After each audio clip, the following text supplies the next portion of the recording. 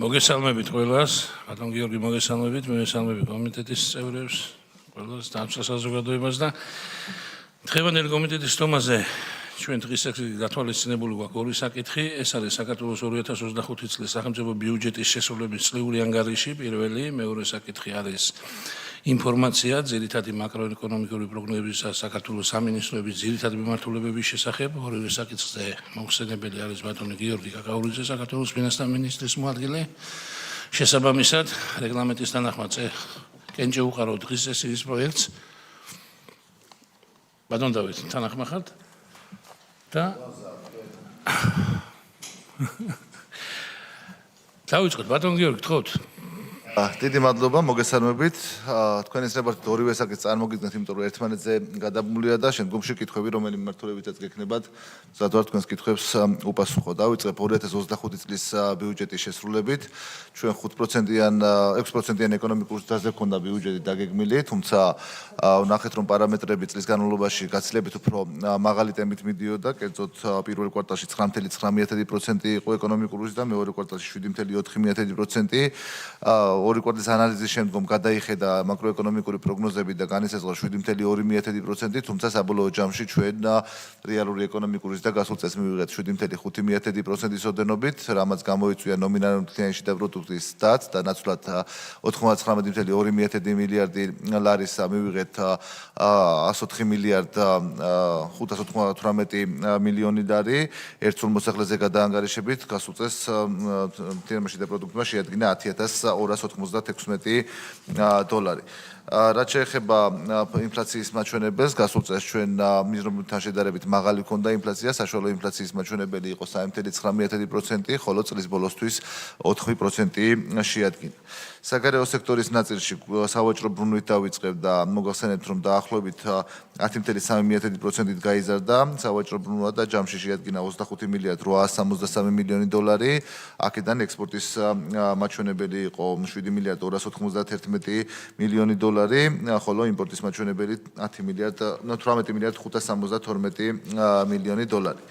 რაც შეეხება ტურიზმს, ეხანაც იყო კითხვა, ჩვენ გასულ წელს ჯამში ყავდა საქართველოში 6.856.000 ვიზიტორი, თუმცა უშუალოდ ტურისტული ვიზიტორების რაოდენობა იყო 5.522.000 ადამიანამდე, 8.4%-ით გაიზარდა 2024 წელთან შედარებით და ჯამში ტურიზმიდან ქვეყანამ რაც მიიღო 4.690 მილიონი დოლარი, დაახლოებით 265 მილიონი დოლარით მეტი ვიდრე 2024 წელს.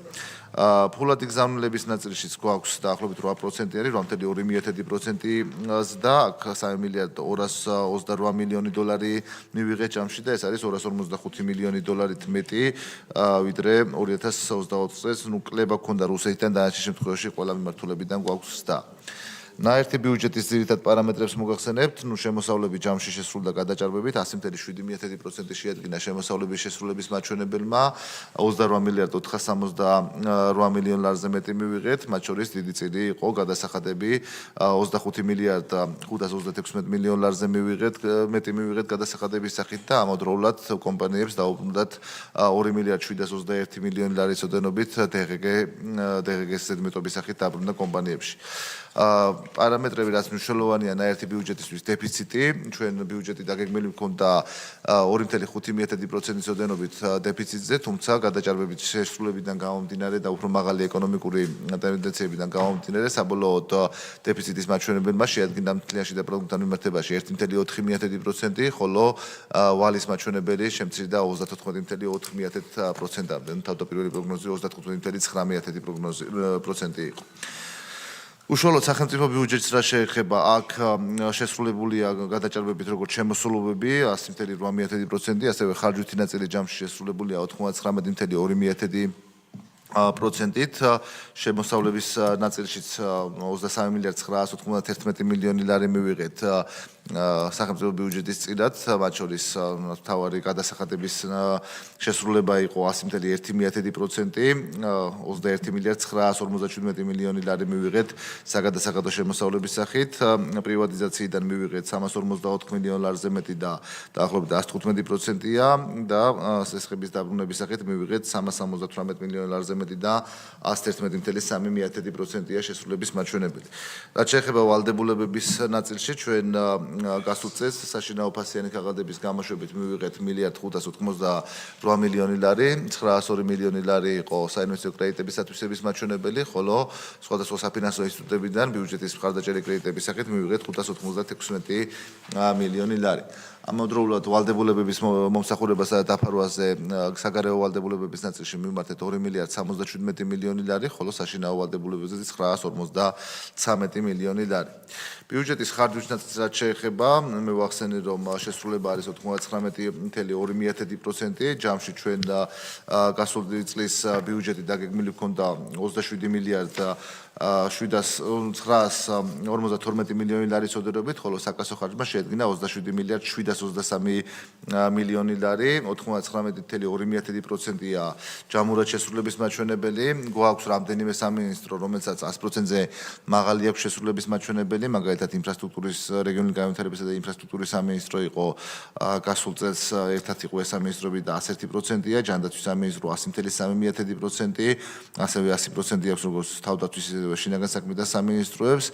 რაც შეეხება თქვენი კომიტეტისთვის ყველაზე მნიშვნელოვან უწყებას, გარემოსდაცვისა და სოფლის მეურნეობის სამინისტროს, აქ ჯამური ათვისების მაჩვენებელმა შეადგინა 1.63 მილიონ ლარზე მეტი, 99.9%-ია შესრულების მაჩვენებელი და პროგრამების დონეზეც საკმაოდ კარგი შესრულება გვაქვს, მათ შორის სურსათის უვნებლობის ნაწილში 76 მილიონ ლარზე მეტი დაიხარჯეს და 101.8%-ია შესრულების მაჩვენებელი, მებაღეობასა და მევენახეობის მეღვინეობის განვითარებაში უბრალოდ 279 მილიონ ლარზე მეტი იქნა ათვისებული და 99.5%-ია, სამეცნიერო-კვლევითი ღონისძიებების დაფინანსება 100%-იანია შესრულების მაჩვენებელი, ერთიანი აგროპროექტი, რაც ძირითადი მხარდაჭერი პროექტებია სოფლის მეურნეობის ნაწილში 339 მილიონ ლარზე მეტი იქნა ათვისებული და 99.9%-ია შესრულების მაჩვენებელი.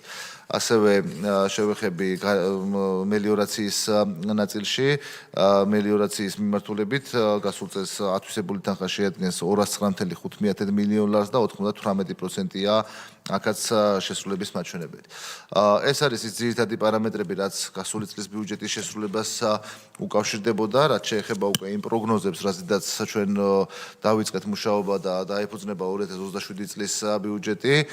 პირველ რიგში მნიშვნელოვანია წლევანდელი ბაზის განახლება და წელს ჩვენ ბიუჯეტი 5.3%-ზე ჰქონდა დაგეგმილი, ბოდიში 5%-ზე ჰქონდა დაგეგმილი, თუმცა განახლებული პროგნოზით იქნება 6.3%, ვინაიდან უკვე 4 თვის მონაცემებით 8%-ზე მაღალია რეალური ეკონომიკურის და მომდევნო წლებში შენარჩუნებული იქნება დაახლოებით 5-დან 5.2%-მდე მაჩვენებელი.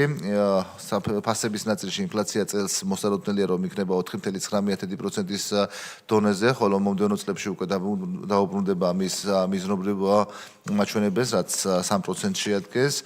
რაც შეეხება მნიშვნელოვან პარამეტრებს მაკროეკონომიკის ნაწილში, ეს არის მიმდინარე ანგარიშის დეფიციტი და გასულ წელს ჰქონდა ჩვენ 2.6%, ისტორიულად დაბალი მაჩვენებელი, წელს 3.7%-ია მოსალოდნელიდან 4%-ზე დაბალი გვაქვს პროგნოზირებული მომდევნო წლებშიც.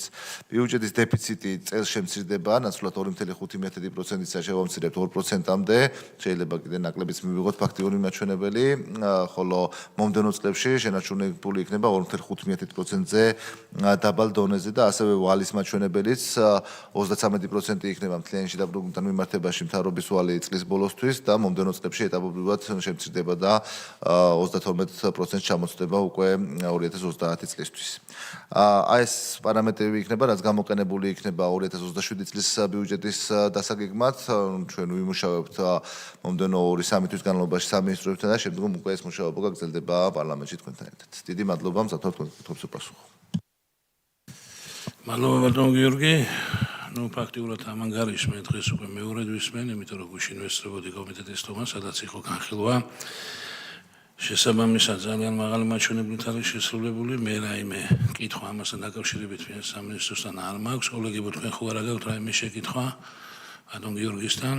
როგორც ხედავ, შეკითხვები არ არის, შესაბამისად ხელს არაფერი გვიშლის, რომ კენჭი უყაროთ ამ საკითხს და ამ ანგარიშს დადებითად მიღებას. ასევე ორივე საკითხს პრინციპში. შესაბამისად სხვა შეკითხვები თუ არ არის, დღევანდელი კომიტეტის თომა შეგვიძლია დაახლოებით გამოვაცხადოთ. დიდი მადლობა ყველას.